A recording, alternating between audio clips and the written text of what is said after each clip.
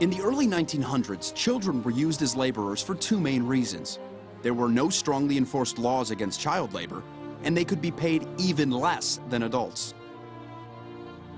In 1910, it was easy to find school-aged kids like Furman Owens, who started working in a South Carolina mill when he was only 8. He said he and others like him didn't even know their ABCs, and that they wanted to learn, but they couldn't, because they worked all the time. Individual workers and social reformers in the 1800s and 1900s fought against child labor, dangerous working conditions, long hours, and bad wages, but they had little power, until labor unions were formed. Striking was an effective bargaining tool, but going on strike was not just a parade. It was more like a rebellion, and the situation could be terrifying and dangerous.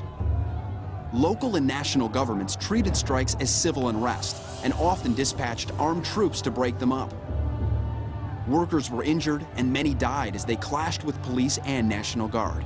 Unions worked very hard to demand legislation that brought about an end to child labor in this country. Unions over the years have fought for legislation to protect workers on the job, but also to protect the living conditions and living standards of working people.